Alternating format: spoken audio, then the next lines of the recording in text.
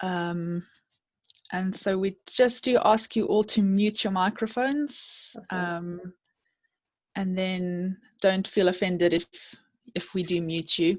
It's nothing personal. It's just it just makes some background noise otherwise. So thanks very much everyone for joining us tonight. It's our third session looking at weight management, and hopefully you can all see my screen if I start the presentation. Oh, no, that's not working now. Okay, we'll have to do it this way.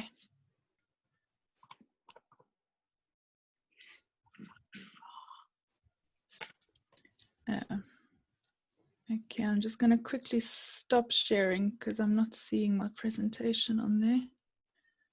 Love technology. Always the way home. Okay, just for the people who have just joined us, so feel free to say hello in the chat, and also note down any throughout as Dee's talking, if you have any questions that you think of, feel free to just note them down as you think of them, and I'll collect them, and then at the end we can make sure that we answer all of those. Thank you.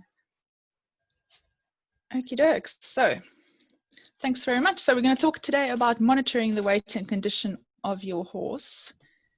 So why are we so worried about weight gain and monitoring weight? Well, one of the sort of biggest risks that we have with horses being overweight or gaining too much weight is laminitis, and that's something that we really want to try and avoid. It's kind of one of the worst outcomes we can have. And studies have found that recent weight gain, and often unintentional, so owners weren't trying to get their horses to put weight on, but weight was kind of creeping on over time, and that more than doubled the likelihood of the horse developing laminitis in the future. And other studies have also found that there's this relationship between having an overweight body condition and having or developing laminitis in the future. So obese body condition, cresty necks, owner-reported weight gain once again, and just general or regional fat deposits on the horse's body.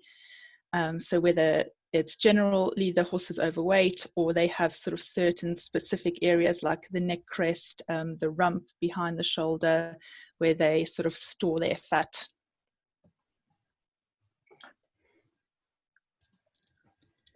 Okay. So how much weight can a horse gain in a month? And this is really interesting because I've been looking at a lot of research papers that have looked at this, and the answer is a lot, actually.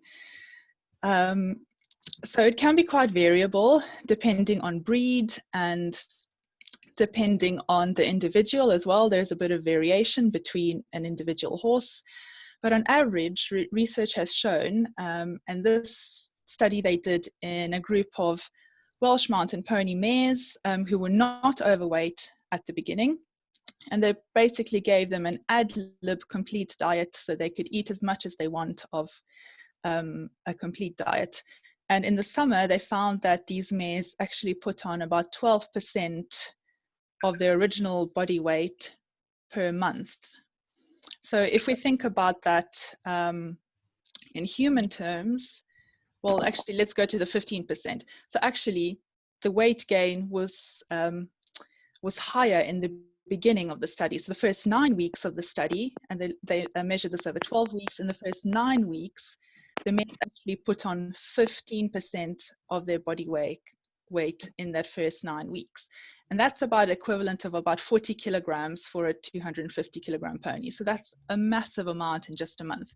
And if we equate that to us, so for about 15%, if you weigh about 70 kilograms, 15% of that is 10 kilograms. So imagine you as a person putting on 10 kilograms every month. So it's quite a lot. And the weight gain was a little bit less in the winter, but they still managed to put on sort of just under 10% of their body weight per month in winter. So that's when they sort of were unrestricted and they could just eat as much as they liked. And then if we then compare this to horses, so one study looked at adult horses that were actually fed a weight gain diet. So they were intentionally trying to get these adult horses to put weight on. And the the weight that they put on was only about 5% of their body weight per month. So about, if it was a 500 kilogram horse, that equal to about 25 kilograms. So we already see sort of breed differences here. So ponies in the first study put on way more weight in a month compared to horses. But that'll also, there will also be individual variation there. So some horses will put on weight much more easily as an individual compared to others, even within a breed. Okay, so as I said, what are the steps that we can take to prevent laminitis? And one of the biggest one is trying to maintain our horses and ponies at a healthy weight and preventing obesity. It's one of the things that we can most change if we look at sort of the risk factors for laminitis. Some of them are breed or having a previous history of laminitis. So we're looking at genetics, having had the disease already. We can't change that. But what we can change is making sure that we sort of try and maintain them at a healthy weight going forward.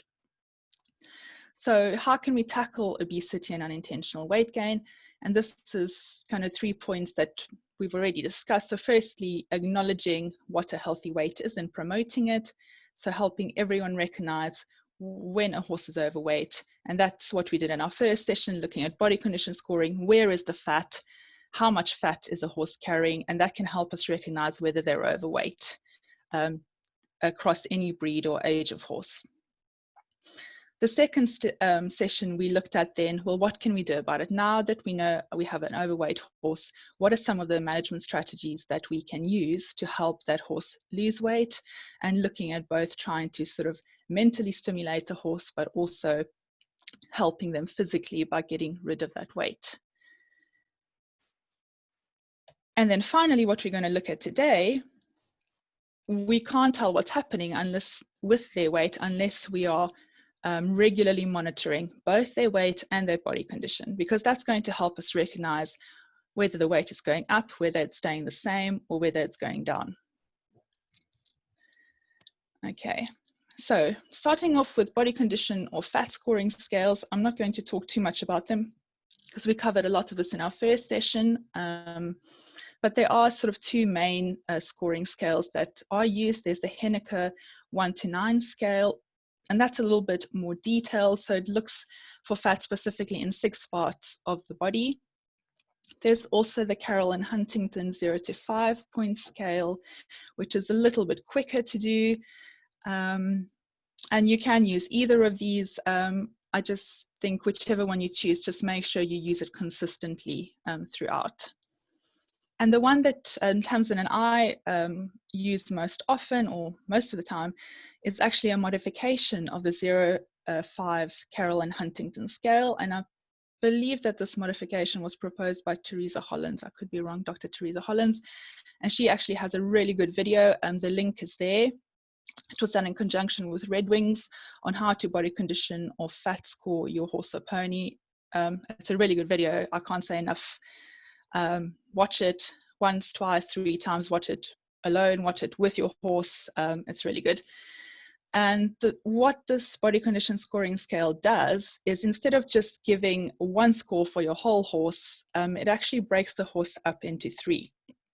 So you have the neck and shoulder area, you have the midsection of the horse, which goes from the withers to the last rib, and then you also have the rear of the horse. And you score each section separately, giving it a 0 to 5 score, and then you can take the average of that. But that's really good, because if you have a horse that has regional fat deposits, so for example, they might have a cresty neck, but maybe be ribby on their midsection, and then maybe have some fat deposits on their tail, it lets you account for that rather than just trying to struggle and give them an overall body condition score just based on their overall look. So we spoke a lot about sort of not just looking, but getting your hands on, feeling for where that fat is. Okay, so body condition scoring is important to let you know where the fat is and how much fat there is. Okay, now once you know where the fat is, for forward monitoring, we also recommend that you use another method, and that's looking at weight and estimating weight and seeing how that changes, because changes in body condition score or fat score can actually be quite slow to notice. So you might be doing things right, but you're not noticing any changes in body condition score, and that might be quite disheartening. So if you're looking at changes in weight, these will actually appear more quickly and give you more objective figures for which you can use for onward monitoring. So I always say, or we always say, body condition monitoring and weight monitoring go hand in hand. So it doesn't matter too much here what the overall weight is, whether you have a weigh bridge or you're estimating the weight, but you're looking for how it's changing over time and how does that relate to your horse's body condition and its fat stores. Okay, so some weight monitoring options that are commonly used. So obviously we have the weigh bridge, and this is the most accurate because it will give you the physical mass or weight of your horse. And there are some sort of mobile ones that people can use, or some yards do have them. Some nutritionists or vets will have them as well, but they're probably not very easily accessible to everyone at this time. So we also have different ways that we can estimate weight. And one of these is just to use a weight tape, and these are commercially available. So you usually put it around the heart girth of your horse, and it'll measure the circumference of the horse and then tell you the estimated weight on the tape. There is also a way that you can take body measurements and use a formula which will then estimate weight for you, and that's the way that I prefer to estimate weight if you don't have a weigh bridge. So basically here you take two measurements, the heart girth and the body length, and we'll have a quick look at what that then gives you. So some things to remember before you taking body measurements or even just body condition scoring your horse is to make sure that they're standing on a nice level flat surface and firm surface. You don't want them sort of standing on a hillside, incline, or in deep mud where they might not be standing straight and level. You want them to be relaxed, but to be standing square. So you want their legs to be standing together and not sort of have one leg resting or one under the body and the other behind the body and so on. And another thing is to keep consistency with who does the measurements. So try to have the same person doing the measurements, use the same method, and do it at the same time, and not only sort of time of day like morning or evening, but also routine wise. So if the first time you do it after exercise and before a feed, then carry on doing that the same, rather than one day doing it in the morning, one day in the afternoon.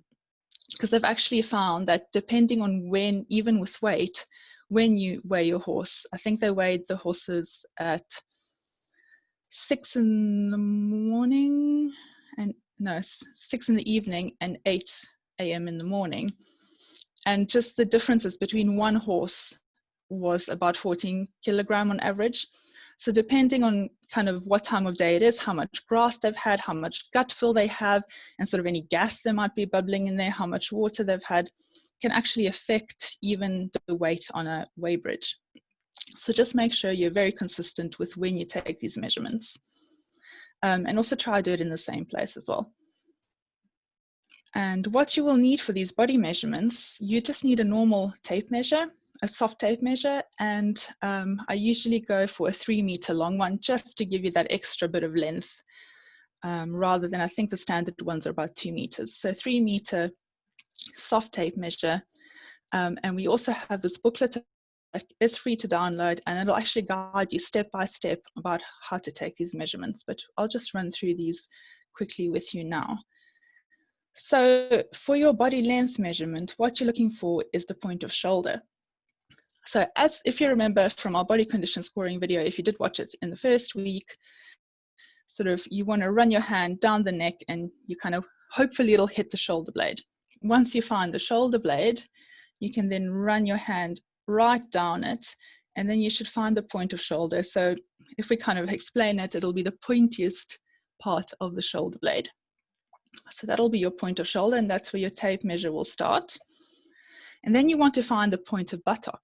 So rather than it actually being on the side of the horse, you have to sort of go a little bit around the back of the horse and sort of feel around until you find a bony kind of point in the buttock. So obviously be careful when you're working with your horse from behind, and make sure they're happy and they know that you're there. And also before you put the tape measure on them, because if it's white, it might look like electric fencing. So just make sure your horse is happy with it. Let them have a sniff and have a few practice rounds of putting it on their body, and just make sure they're happy with it. So what this looks like will be here. So you're going from the point of shoulder and a little bit of a diagonal upwards, and then you're going around to the point of buttock.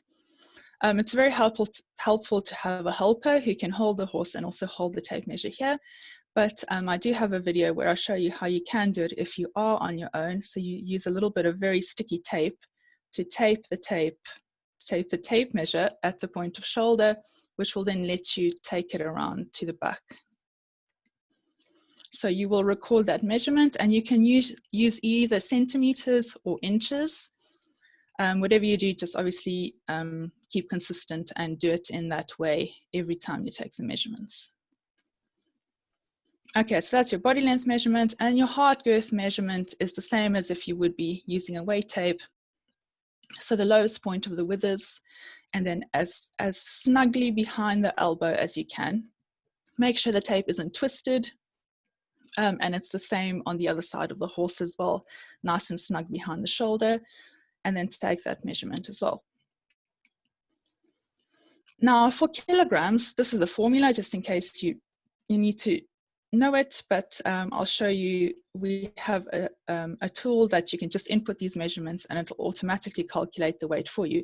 But basically the formula just uses the heart girth times itself times the body length, and then a standard number at the bottom as the denominator.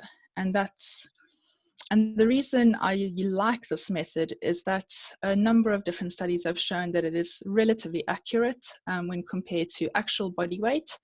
So I think the variation was about 17 kilograms underestimation in one study, whereas a commercial weight tape was out by almost 60 kilograms.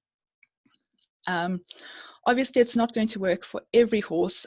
It's not very well, it's not a good estimation method for miniature horses, for foals, obviously, or also your very, very big draft horses as well. It might struggle to estimate the weight correctly, but still, at the end of the day, what you're looking for is a figure that you can then monitor over time. So we have this weight tracker, and it is basically just a spreadsheet. If any of you are very proficient at Excel and know what to do, you can actually very easily set this up yourself, but we've already done it for you. So all you have to do is put your horse's name in the top, put the date in. You can put the different scores for the body condition and it'll automatically calculate the average for you. You can also put a cresty neck score in if you like. It does have a section for inches or centimeters, so the formula for inches is slightly different, but you do take the same measurements. So here for centimeters, you can put your body measurements in and it'll automatically estimate the weight, and it'll also automatically plot the weight for you on a graph. So that'll help you then visualize how your horse's weight, or estimated weight, let's say, is changing over time. And I have done a little video, which is up on the YouTube channel, which talks you through step by step, showing you how to take these measurements and then how to use this weight tracker to put all your data in and get the output. Okay, so using photos to monitor body condition score and weight change. Right, so out of A and B, in which of these photos do you think the horse is heavier? And please put your answers in the chat. And then hopefully Tamsin can tell me what people think. So just add in the chat, everyone. We've got a B. Yeah, everyone says B. Okay, good. That's what I was hoping that people would say. So actually, interestingly enough, when you take the measurements and you estimate the weight, he was actually heavier in this picture. So looks can be deceiving. And I think for subtle and small changes in weight and condition, it's quite difficult to see from a picture. He might look heavier here. He's got a little bit of a thicker winter coat. His mane has grown a little bit longer, so it almost looks like his neck is thicker. But the figures don't lie, and he'd actually lost centimeters of both his heart girth and his body length. But when our photo is helpful, they're really good at seeing big differences. So remember to still keep a record. They are handy. You might not see big differences in the beginning, but you will see changes over time. And remember to also take a number of different angles, which is really cool. So here we have him in October 2019, and then in March 2020, hopefully you can see that he is looking slimmer. And also that was actually his graph that I showed you earlier on the weight tracker. So the weight definitely was going down. And we have a few different views from the back and also kind of from the side, looking at the shoulder and over the back as well. So here we have a case study, and this is Cassie. She's a 17-year-old, well, she was 17 years old back in 2016, 14-3 Welsh D mare, and her owner had struggled a lot with her weight. She had a history of laminitis, and her owner started using the weight tracker with the sort of instruction booklet and putting the measurements into the weight tracker. And this is what she found. She said that taking the measurements and entering them into the weight tracker was a little bit depressing initially. She said, I wanted the graph to go down and not up. But this then actually motivated me to make changes to Cassie's management and really made me focus on helping her to achieve a healthier weight. And eventually she could actually visibly see the changes in her body shape. Because remember, the body condition takes a little bit longer to kick in, so you can see the changes. So doing the body condition scoring was becoming a pleasure rather than a struggle. So this was Cassie in July 2015, and then this was her in April 2016 after she'd lost sort of just a little bit over 60 kilograms. And yes, you can see a little glint of a rib, but don't be scared by that. She isn't standing completely straight. A little bit of rib coming out of winter and into spring is nothing to panic about.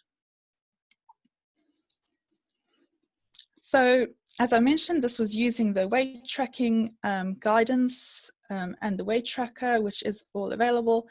And this is what Cassie's weight change looked like. And this is a little bit of a fancier graph because we have body weight on the left here, and it doesn't start at 0, just note that. And then we have body condition score on the right.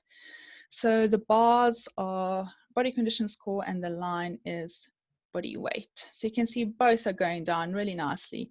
And then once Cassie's owner had gotten her to a body condition score that she was happy with, then she knew roughly at what weight to maintain her at going forward. So that's the really useful thing about using both of those in conjunction. Okay, so you might think, well, what is considered to be safe weight loss? We know sort of with human dieting, there's all sorts of weird and wonderful crash diets and fasting and so on. And that's not really what we want to do with our horses. They are designed to eat between 16 to 18 hours a day.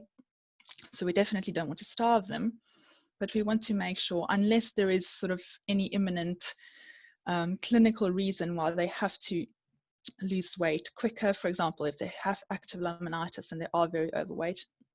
But generally we can do a nice, slow, easy weight loss with them. And once again, this will vary across individuals. Some horses and ponies are more sensitive to weight loss. So even on the same regime, they might actually lose more weight than others. And some are a little resistant to weight loss, just like people probably. So the target weight loss that researchers have found to sort of not have any visible negative effects on the horse is between 0.5% and 1% of their body weight per week. So that equates to about 2 to 4% of their body weight per month. So that'll, for a 500 kilogram horse, that's about 10 to 20 kilograms a month. So definitely, if you think about it, it's much slower than, if you remember when we looked at how much weight ponies can actually gain given unrestricted access. So that was somewhere between like 15%, 12 and 15%.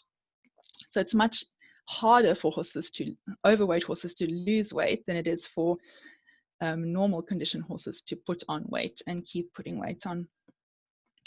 So as with people, you might find initially when you start a diet and exercise plan, you might lose weight quite quickly at the beginning. And similarly with horses, they might lose weight much easier at the beginning, but then they kind of level off and plateau going forward. But the most important thing there to remember is to keep monitoring them regularly. Otherwise, you don't know what direction they're going in. So there are some other body condition scoring and weight apps out there. These are just 3 that I sort of know of. There probably might be more out there. But there's the University of Minnesota Healthy Horse app, which helps you determine your horse's body weight. And I think you can add things in like your horse's breed and that sort of thing as well. I'm not quite sure how that works the weight out. There's the Horse Health Tracker by University of Guelph in Canada. And they actually do offer a little bit more, so you can actually track your horse's health and their condition and weight over time. And there's also the Body Condition Scoring app by University of Glasgow, which I think some people have had good feedback about. Okay, other useful resources. So we have really useful resources on the BEVA, so the British Equestrian Veterinary Association website. It's got probably most of the charity weight management booklets on there. It's got the weight tracker on there. It's got the monitoring the weight and condition of your pony guide. It's got the When the Grass is Greener from Tamsin on there. So I found it a really good resource to visit and revisit. And just to end off by saying, if you have missed any of our previous webinars, which covered body condition scoring, weight management, and here's also the how to estimate the weight of your horse video, then do find me on YouTube.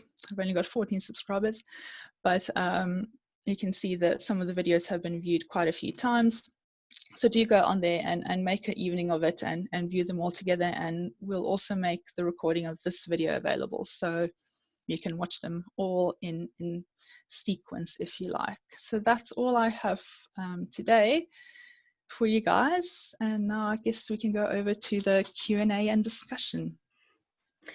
Oh, thank you so much, Dee. That was super interesting. I really enjoyed hearing about that. And it makes me want to do more measurements of my guys.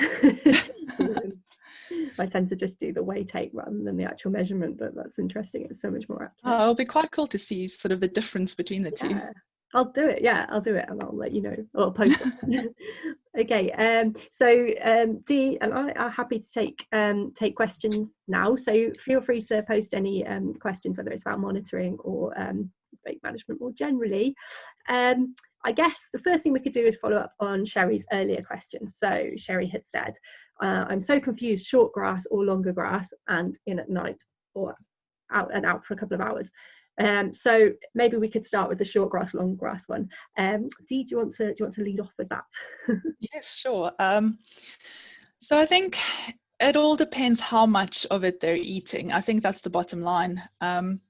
And it's really hard to just look at grass, be it long or short or medium, and just automatically assume that it's high or low sugar, because that'll vary on so many different factors, the temperature, the soil, the time of year, whatever else you want to think of. So I think at the end of the day, if whatever they're on, if they're on long grass, if they're on short grass and they're putting on weight, then just you have to change something. So I think people assume that the longer grass might have lower sugars, but then there's so much more of it. So volume wise, your horse can eat much more easily than if it was short. So once again, okay, if you're going to give them long grass, just make sure that the volume of it is restricted in some way, and obviously then monitor to see what is happening. Yeah. I'll just follow up with saying, so we also asked Claire McLeod, the independent nutritionist, this when we had a guest, when she came as a guest speaker the other week, and she said that her feeling, and obviously she, you know, does this all day in, day out, her feeling is that if you were in lab conditions, then yes, your longer grass would have lower amounts of sugar and non-structural carbohydrates than shorter grass. But she says it's one of those things where the lab study doesn't necessarily translate into real life, because you know, we've probably all seen our horses when they really want the amount of grass, the amount that they can actually get. They're like crocodiles, you know, the amount that they can get in per bite is massive when they want to. And if you imagine, I mean, my horse has been on box rest for a couple of months, so I've been hand picking him grass, and with the long grass, the volume you can hand pick is just you know, it's incredible. In a couple, but obviously if they're really short blades, you can't actually get very much. So it's a bit like saying, I mean, if they're getting so much of that long grass, then they're still going to get way more sugar than they would of the short grass, because they're eating more volume overall, if you see what I mean. But equally, it will work for some horses because they won't be so interested in it. So I think it's a case of, you know, knowing. Yeah, I think as well. Yeah, definitely. So appetite, you know, some horses will just eat without sort of coming up for breath, and others are quite fine to nibble a little bit here and a little bit there. So definitely very individual. Yeah. And I think probably that's similar then to the question about, you know, in at night, out during the day, or out at night, in during the day. It kind of all depends. Usually if they are out at night, they're probably going to be out for longer, just the way they're kind of, depending on when you go down to feed, and, you know, especially in the summer, or so it just all depends, I think, on kind of the length of time and the volume of grass they have access to. Yeah. And am I right in thinking that there were studies that showed that the sugar in the grass was lowest, isn't it, between 2 and 4 a.m. or something like that? Yeah, it's something very, very early. So if you do live at home with your horses, and you don't mind getting up at 2 in the morning and letting them out and then bringing them in again. Yeah, so I think it's meant to be sort of highest in the afternoon, isn't it? So it'll kind of start steeply going up after midday, and kind of be highest in the afternoon, lowest kind of in, that's very, very early morning hours. Yeah, I think a good point on that as well is to remember why you're managing weight. So if you are managing weight because of imminent laminitis, then obviously worrying about the sugar levels is really, really important. If your horse is fat but doesn't appear to be at imminent risk of laminitis, which is something you can check with a really simple sugar test with your vet, then you can take a little bit longer over it, and then you're thinking about the overall volume of food, not necessarily needing to worry about the, you know, the small amounts of sugar in different things. So the kind of bigger picture rather than the nitty gritty. So again, it depends on the situation in there. Yeah, and like as we said, so much depends on the horse itself. I was reading a study where they had horses free grazing sort of for 23 hours a day, and then they had a group where they put muzzles on them for 10 hours out of those 23 hours. And initially the ponies with the grazing muzzles lost weight, but there was one that was an anomaly, and he managed to put on more weight with the grazing muzzles on average than even the free grazing ponies. Really? And there was one with a grazing muzzle that just lost weight. So he didn't eat enough with the grazing muzzle, and then also didn't compensate enough when the muzzle was taken off. So didn't eat enough when he could. Wow. So it's just, I think, really interesting to look at each horse as an individual. Yeah, absolutely. Yeah, that's amazing. Wow. Okay, so if we move on next to Sharon's question, how do I keep minis trim when they're all on the track with big horses and they have ad lib hay on the track? Any thoughts there? That's a good question. Yeah, it's quite hard when you have horses with different nutritional needs and sort of trying to keep them together, unless you can do any in-hand training with the minis to give them some extra exercise, Or perhaps, I don't know, could you hang the hay higher so the minis can't reach it, but the bigger horses can? Yeah, definitely. Or I guess there's always putting if you can have the big horses on the inside of the track for a bit and leave the others without ad lib. Yeah, so yeah. That's a tricky one. Yeah, definitely. Yeah, unless you can exercise them a lot, I don't think you can keep them together the entire time without weight gain happening on small horses. Yeah, probably not, because yeah, I think that sometimes also happens with sort of when you keep an older horse with a younger horse, and I found that with mine too. When I did temporarily separate them, I just realized how much less the older one was eating, which means how much more the younger one was then getting extra to what he should have been. Cheeky, aren't they? Okay, next question. Lisa says, I'm having difficulty shifting regional fat pads, particularly the crest. Is it simply a case of keeping going with my pony's weight loss plan? Any thoughts on that? Yeah, we're quite fascinated with crest fat, aren't we? Love crests. Yeah, we're crest. We're gonna follow up on crests in our future webinars. Actually, we have some information from Professor Kathy McGowan, who's head of the vet school at Liverpool, about crests, because this is one of our favourite areas. There's very little research on them, but we're going to have some vet talks as well, which focus on crests particularly. But anyway, sorry, I'll let Dee answer this. Yeah. Oh gosh. Sorry, Aura. I think yeah, the crest is a really difficult area because they found that it's kind of the last place where the fat will deposit, but it's also the hardest place to get fat off of. And I do know people that have struggled with it but have persevered, and the crest has eventually gone. It was also interesting seeing the talk by Ruth Morgan about sort of how the cells actually change when the crest does develop, and instead of sort of normal fat cells will multiply when you get more of them, but you get these kind of fat cells gone wrong, and instead they just sort of grow in size, and sometimes they almost become quite fibrous, and I don't know whether that's a temporary thing or whether that sometimes might actually become kind of semi-permanent, and maybe that's what makes it more difficult to get rid of them. Yeah, I know Kathy said a good way of thinking about crests is a bit like our belly fat.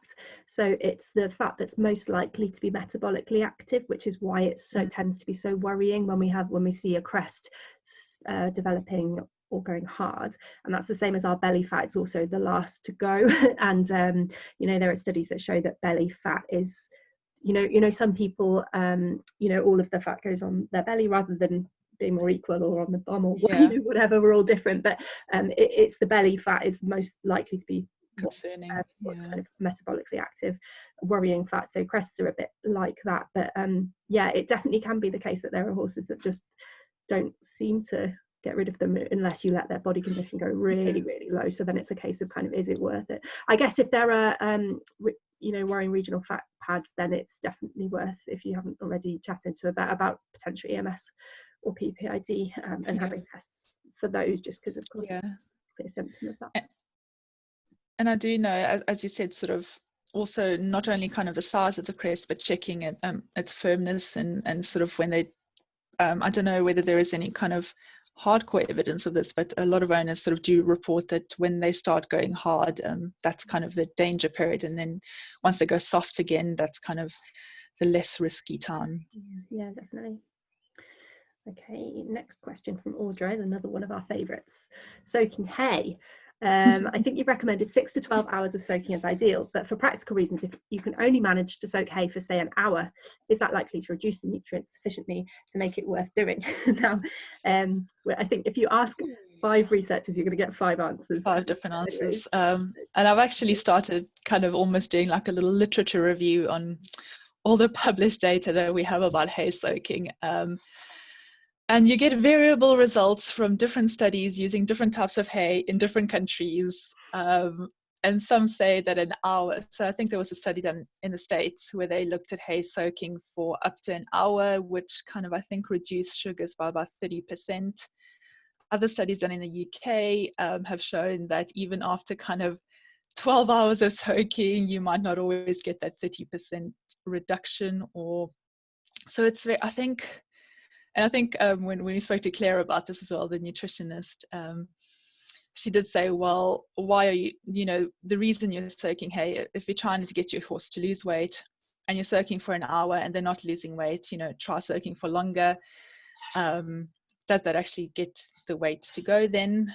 Because it's a very imprecise way of measuring how much sugar or calories you're removing from your hay, especially also if you don't know what you're starting with. Depend on the water temperature, the hay type, when it was cut, how much water volume, I think, is maybe another one. So very, very hard. And then some horses also won't want to, I know some owners say, like, if I soak it for more than 12 hours, my horse just won't eat it. I'd be like that if I was a horse. If there's no sugar, I'm not interested. Yeah, then it maybe just becomes kind of straw-like to them, and they're like, meh. Yeah. And then you have this sort of expense of throwing away bales of soaked hay that no one will eat. Yeah. And I guess there were some studies that kind of looked at whether you might get sort of more bacteria. I think there was actually a recently published one that looked at, do the bacterial species change if you soak hay, so from what was there originally? And they don't actually seem to change, but they do increase the number. But there's no evidence kind of currently that might be bad, or what level is bad or what isn't. But definitely sort of on a warm day, you probably don't want to sort of leave wet hay around for too long. Just because then maybe just the horse just won't want to eat it anyway. Okay, thank you. What are your thoughts? Yeah, I just kind of agree. I don't think that there is really a consensus. I think people usually want, owners understandably want a defined time to be told to do, but like you said, it's so complicated. There isn't, A, we don't have that information because the research shows so many different things, and B, it's so complicated because, like, as you said, all the hay is different, and we sometimes, I know I do, I'm guilty of this, sometimes you'll look at a bale of hay and go, wow, that looks like such nice hay, it must be really rich, or this hay looks, they love it, it must be full of sugar, and it totally doesn't work like that. And as Claire was saying in the talk with her as well, that she's really shocked sometimes by when you actually do a nutritional analysis of different hay and haylages. Some of them really shock you, and unless, it's quite expensive to do nutritional analysis of your hay and haylage, so we're probably not going to do that every time we get a new batch from the farmer who we buy our hay from. So really the best you can do is to just soak it for a period of time that works for you, and then keep an eye on your horse. But yeah, so I think if it was me and I was soaking it for my horse to lose weight, then probably what I would do would be to do 6 hours, because that's the amount of time between me going to the yard, and then maybe soak overnight, as long as it wasn't too warm, as long as my horse would eat it. But yeah, I guess, but yeah, and then kind of play by ear. But also don't forget that, soaking hay is a way of, meaning you can feed slightly kind of more usually. So you could also think about, there isn't just soaking hay, there's also things you could do about, for example, using straw as forage. Exactly. With that, or half your forage anyway. So that's an option as well.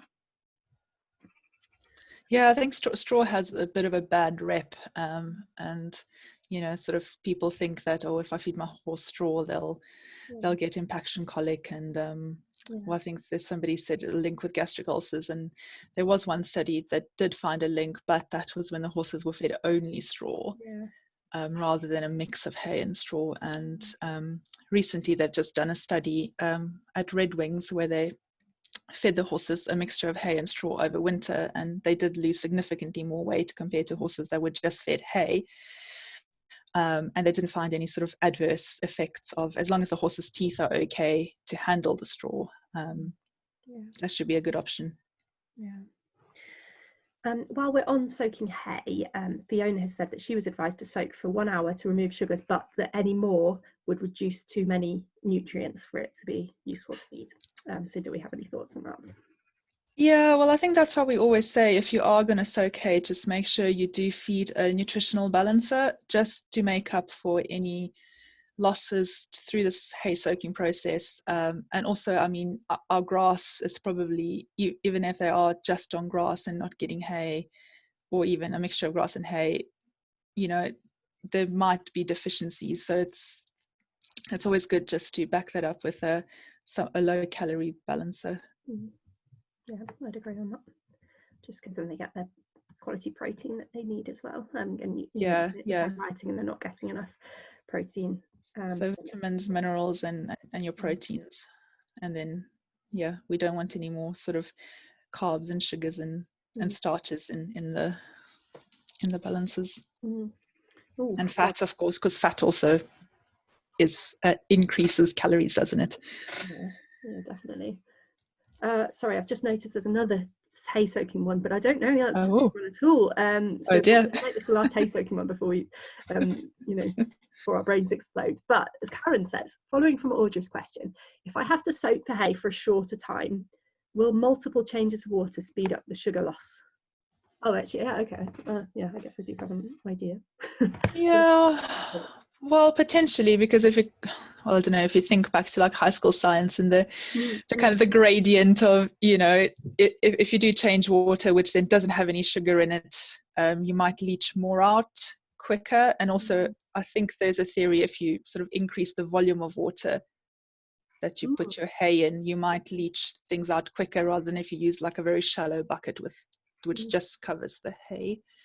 But I cannot verify that. No, I don't think there's been any studies on that, which is interesting. But yeah, it would make sense, wouldn't it, to use more water used? Yeah. Think back to GCSE biology. Okay, so we'll stop on soaking hay there. So the next question, Suzanne, who has her Icelandic pony, says, if I'm counting the poos over 24 hours, which we know we talked about before, how that's such a good way of monitoring the amount of food, the amount your horse is actually getting. So, often when we put our horses in the field, we don't know how much grass they're actually eating, and monitoring poo is a great way of doing that. Seeing as we're all picking it all up all the blooming time anyway. So Suzanne says, how many minimum should there be? Any idea? In 24 hours. 24 hours. Is it? This is going completely off the top of my head, and I might be just completely wrong. Is it a kind of an average of 8 per 12 hours, or 6 to 8, or something like that? Yeah. I mean, it also varies. Some horses are much more motile than others. like youth, I think, have that experience with yours. So my horse, like I said, has been on box rest or pen rest for a little while now, and it turns out he poos 26 times and that's in. Was that a whole day? No. Yeah, that was like overnight. That's in an overnight period. And, he's not on any sort of weight loss regime. This is for a suspensory thing. But I mean, that's just ridiculous. So I was saying to Dean, next time I buy a horse, I'm going to check how many poos it does before I buy it, because, the mucking out is not that fun. But anyway, I think, presumably just like people, I haven't discussed that much. Presumably like people, they're all different. So I guess it's more a case of what's normal for your horse. So I think kind of, if there weren't 8 overnight, I guess, so many. Yeah, I think if you kind of, I guess once you have them at kind of the weight and condition you want them, and then kind of figure out what's kind of normal number for them in that stage, and then see from there. Obviously, sort of if they only do like 1 or 2 in 24 hours, that's probably sort of not a good thing. That's a bit too little. But yeah, hard one. Maybe we should just study about that. Yeah, okay, let's do it. Horse poo study, great. Okay, so we've got 2 related questions here. I think you'll like this one. So Sherry says, do you agree with the thought that a pony kept in will eat as much in 1 hour when they're let out as in 6 hours if they weren't not restricted? So I guess that's the volume that they can eat when they're binge eating. Yeah. So we that's one of my very fascinating topics, is this whole compensatory eating, and there might not the first few times, so if you do newly let them out for an hour, that they don't quite know yet that they're only going to be out for an hour, so they might not eat as much. But so going back to the grazing muzzle study, they did find that so when the ponies were muzzled for 10 hours versus not for the rest of the hours, they did lose weight initially, and they sort of ate less. But as the weeks went on, they kind of either got better at using the grazing muzzles or just learned to compensate more when the muzzles were off. So they are very clever, and they will adapt and they will learn. So yes, definitely if your horse is on sort of a restricted turnout and then you're putting them on some grass, definitely have some other way of kind of restricting how much they can eat of that grass. Because even if you just watch them, I mean, mine don't have a lot of grass at the minute, but there is sort of an area where I can put them to have a little bit extra. And just the speed at which the cob will eat the grass when he's first put on it is really interesting. I wonder whether he will keep that rate up for however long he's out there, or whether he will eventually slow down.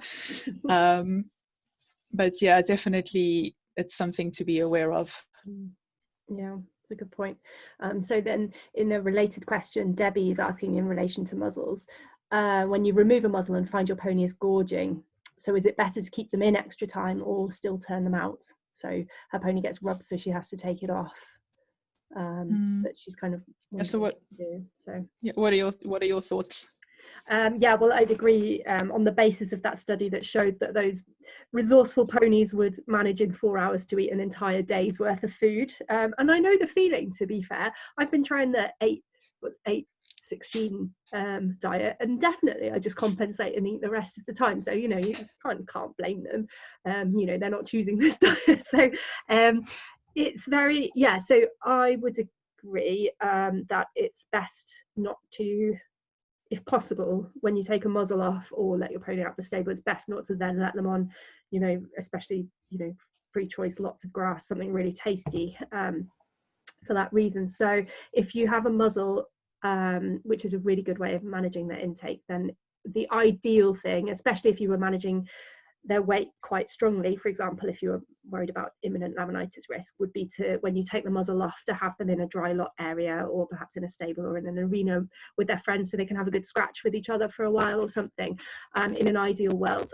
Again, it depends why you're managing the weight. So if you're not, you know, if it's just a bit of weight that's coming off, you think everything else is going in the right direction, maybe you're exercising them a lot as well, then you could try having them out just on the free grass at night, do it for 2 weeks, ride them as well, and so on, to, you know, get some calorie output, and see if they're losing, because not all ponies will kind of gorge themselves like that, but some of them unfortunately do, and mine is one as well, unfortunately. But am I right in thinking, Zee, that your study that showed that horses that do those kind of gorging behaviours were more likely to have laminitis risk? Yeah, so we found sort of 2 risk factors were that when the grazing muzzles were used only part of the time when the horse grazed, compared to either no grazing muzzle was used or a grazing muzzle was used the whole time they grazed. And also another one, which I think is maybe related to this compensatory eating, is if they were turned out for only a short period of time in the morning onto grass and didn't have access to grass for the rest of the day. So potentially, to me, it kind of makes sense that they would then be going, oh great, I've got 3 hours, I'm going to eat as much as I can, you know, double my body weight or whatever in grass in those 3 hours, and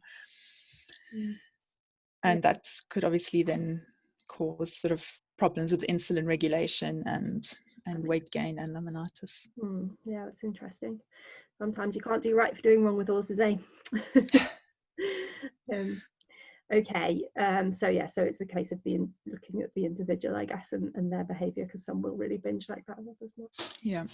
Okay, so Judith originally asked about the big horse, small horse, the mini horses issue out on the track with ad lib hay, and she says, for the large horse, mini horse issue, could you have the hay in sorry, I think this is Judith is actually replying to that comment, sorry. Oh, right. Sorry.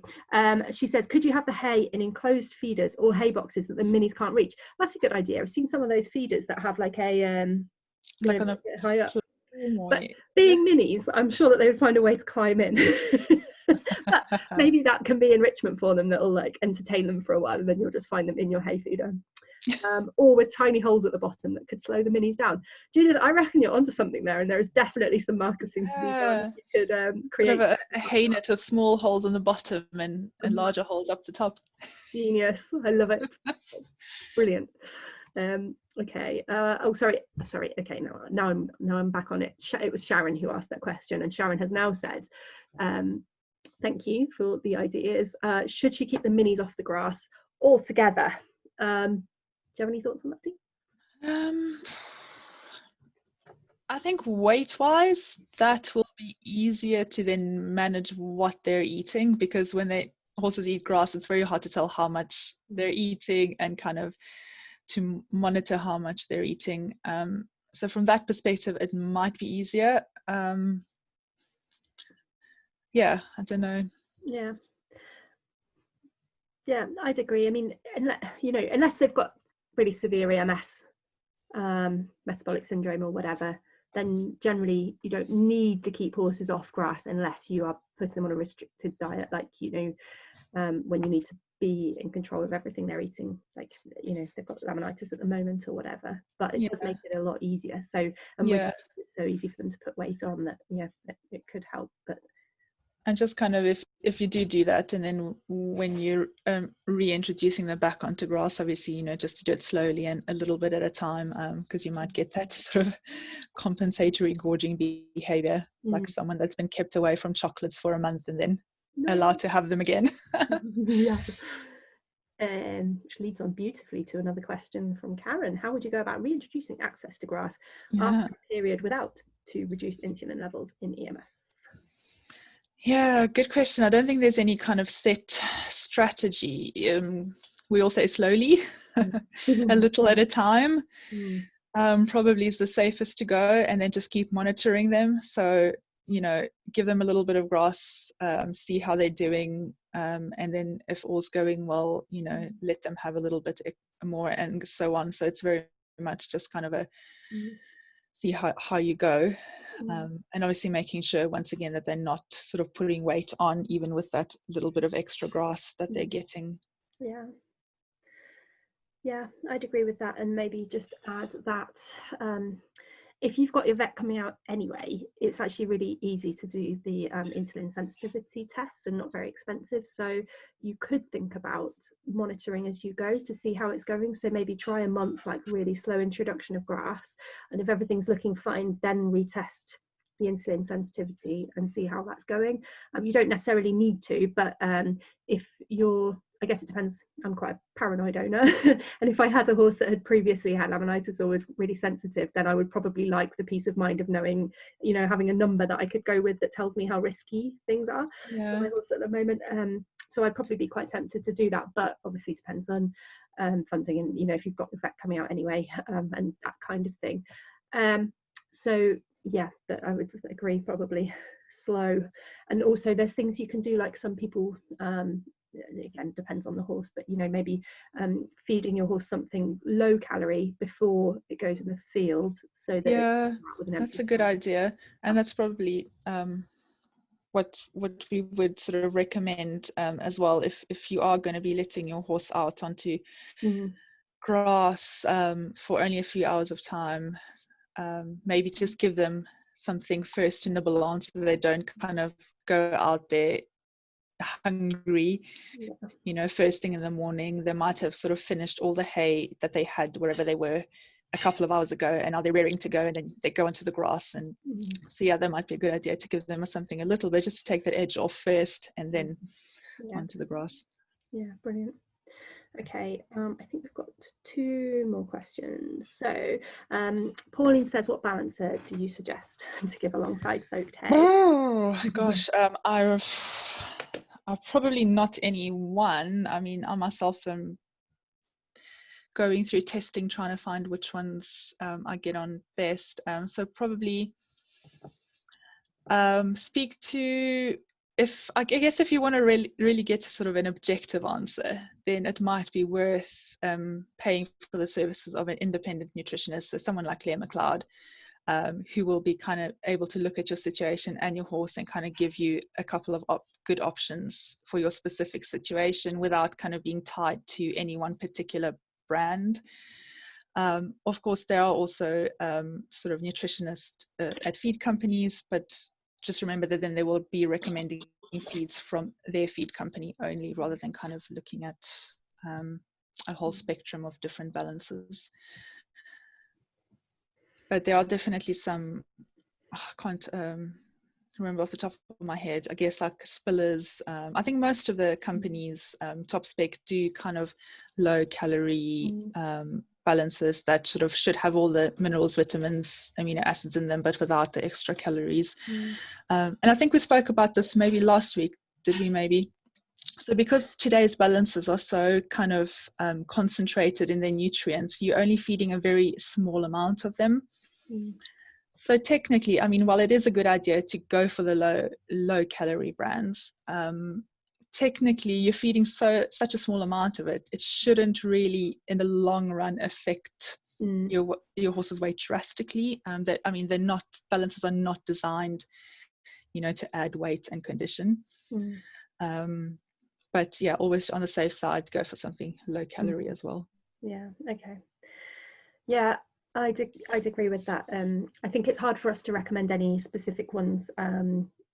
We're not nutritionists, and also everyone has very different views about avoiding cereals completely or whatever. So I guess it sort of partly depends what you like, and if you particularly like to give your horse organic stuff, or to never have any cereals, or to not give them any molasses or whatever, then there are probably different products that you're going to prefer. Oh, sorry, she said she needs the content, not the brand. No. No, sorry. Probably, yeah, I would look at Claire McLeod's. I think there probably are some that she's kind of commented on overall, talking about content rather than brands specifically in terms of balances. Yeah.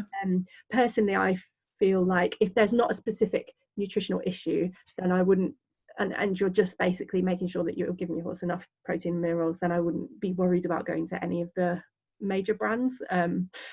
But yeah, like I say, I'm not a nutritionist, so I don't feel well placed to it. Yeah, and it is like a minefield, because there are so many different brands and types, and it can be a bit overwhelming. Yeah, definitely. So I think, yeah, if you can get some professional nutritional advice, and then, as we always keep saying, just see how it goes. If you do feed it and you find that even with other things your horse is still putting weight on or not losing weight, then think about maybe changing and trying something new. And of course, as we always say with horses, in any kind of changes in diet, just make sure you do them slowly. Okay. Even which goes the same for grass and haylage if you're changing types. Yeah, absolutely. Okay, we've just got 2 more questions, and then I guess we'll call it a day, and we can all go off and drink our wine or whatever we're doing. So we had a question here. So, is a field better that the horses naturally track? So the horses are naturally tracking the field with large areas of very long grass, or a smaller paddock with just cut grass and it's smaller, so they're likely to eat non-stop and stay still on the smaller field? Ooh, can I have the 2 pence worth on that one first? Yeah, go. Interesting question, Debbie. I've actually been doing this with our horses recently. So we've got like 10 acres of Welsh hillside. We've got a herd of 4. We've got 10 acres of Welsh hillside, and they can go wherever they want, do what they want, and it's lovely. It's all enriched. It's got like I mean, there is enrichment there. I don't mean enriched grass. It's got like gorse bushes and trees and rocks and all sorts. And it's so interesting because when they can go where they want, you can't see really where they've been eating. It's really interesting. We've got loads of, I was talking to an ecologist the other day, and loads of biodiversity, and it's lovely. Now, as I mentioned, my horse has been on pen rest, and recently he's graduated, which he's very happy about, to having to going out at night in a like a corral, so like an electric fence pen that's probably the size of 2 stables or something, which I move every day. And it's so interesting. So when I put him out overnight in a small area, the amount of grass is just gone. It's incredible the amount he can eat in one night. And I don't know, it's really hard to tell if I'm just noticing it because it's a small defined area, but it certainly appears, and it takes so long to recover in comparison. So even 2-3 weeks probably for that patch to recover, which is a real pain in the backside for me moving. I thought I could move them, just have 4 different ones and rotate every 4 days, but it takes them so long to recover because of the amount he eats. Yes, he is putting on weight now. So yeah, I personally, again, depending on the horses, I'd be pretty tempted to put the horses out on a bigger field, let them play, and our other guys keep great weight being out in a big space, moving around. You know, you call them in for their tea or whatever, and they come galloping down the field. Really interesting.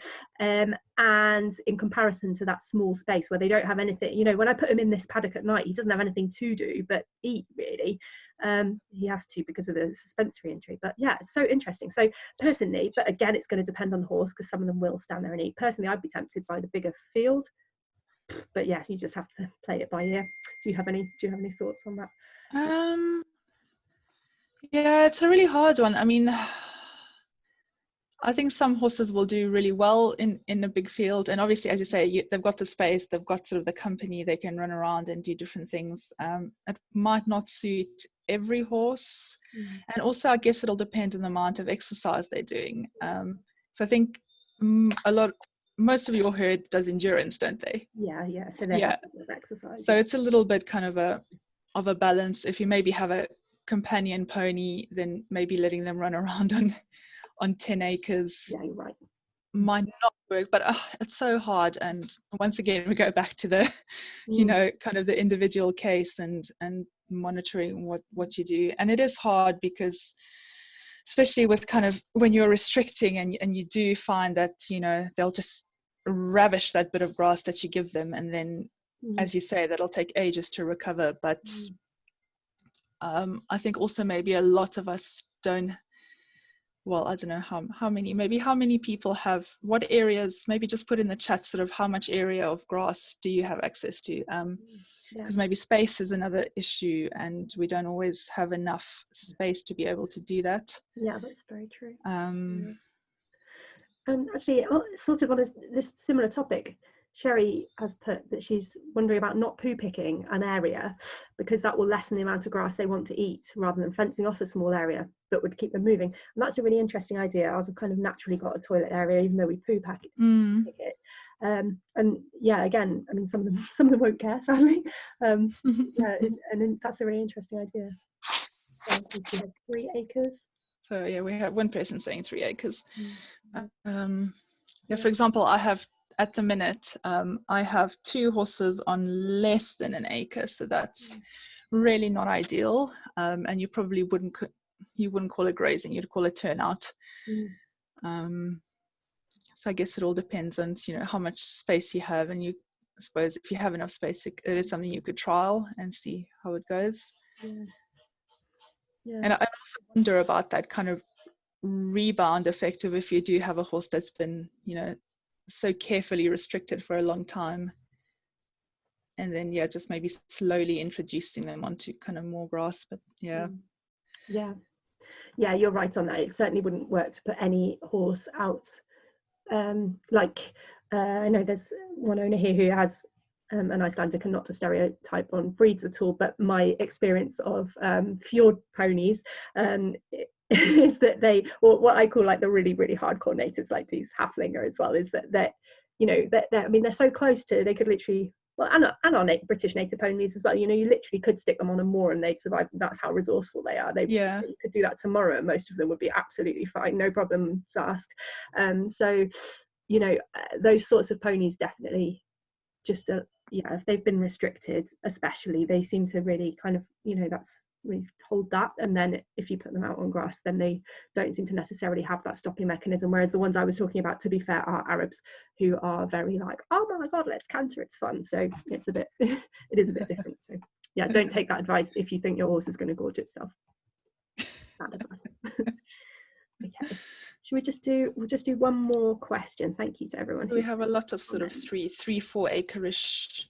Yeah. Okay.